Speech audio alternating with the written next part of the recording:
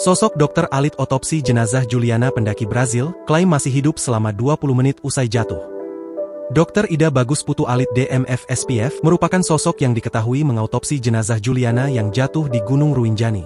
Rumah Sakit Umum Daerah Bali Mandara kini telah membeberkan hasil autopsi jenazah Juliana Marins, wisatawan asal Brazil berusia 27 tahun yang jatuh di lereng puncak Gunung Rinjani pada Jumat 27 Juni 2025. Dr. Alit selaku dokter forensik RSUD Bali Mandara mengatakan usai jenazah tiba, langsung dilakukan pemeriksaan luar dan autopsi pada Kamis 26 Juni 2025 pada pukul 22 WITA. Hasilnya memang ditemukan luka-luka pada seluruh tubuh korban, terutama adalah luka lecet geser yang menandakan bahwa korban memang tergeser dengan benda-benda tumpul. Kemudian kita juga menemukan adanya patah-patah tulang, terutama di daerah dada, bagian belakang, juga tulang punggung dan paha, kata Dr. Alit. Kemudian dari patah-patah tulang inilah terjadi kerusakan pada organ-organ dalam serta pendarahan. Sehingga dapat disimpulkan bahwa sebab kematian itu adalah karena kekerasan tumpul yang menyebabkan kerusakan organ-organ dalam dan pendarahan.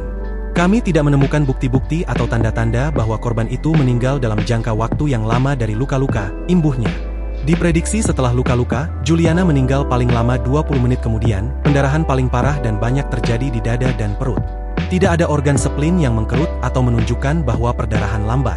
Sehingga dapat disampaikan bahwa kematian yang terjadi pada korban itu dalam jangka waktu yang sangat singkat dari luka terjadi.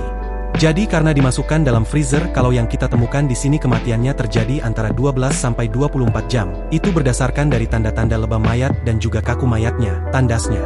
Sementara dugaan meninggal karena hipotermia, Dr. Alit membeberkan tak dapat memeriksa dugaan hipotermia sebab jenazah sudah dalam kondisi lama sehingga tak dapat memeriksa cairan pada bola mata jenazah. Namun jika dilihat dari luka-luka yang ada dan pendarahan yang banyak, dugaan hipotermia bisa disingkirkan. Kalau kita lihat pola lukanya lecet geser sesuai dengan pola luka jatuh. Tersebar di daerah tubuh, banyak ditemukan di punggung dan anggota gerak atas dan bawah, yang di punggung paling parah karena terjadi dalam waktu yang sama, ujarnya. Kondisi jenazah saat diautopsi masih utuh dengan luka-luka yang ada. Ketika diperiksa jenazah memang dingin karena kemungkinan sudah di freezer. Diketahui, melansir dari Tribun Bali, sosok Kepala Departemen Ilmu Kedokteran Forensik RSUP Profesor IGNG Ngoerah ini memilih forensik sebagai profesinya. Alasannya karena Dr. Alit ingin mengembangkan ilmu forensik yang ada di Bali.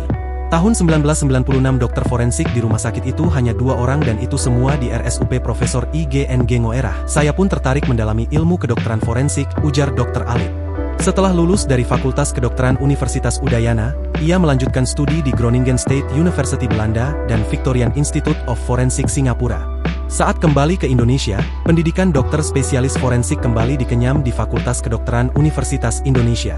Sebelumnya, Dr. Alit sempat bergabung ke dalam tim forensik Bareskrim Polri untuk melakukan otopsi ulang kasus Brigadir J.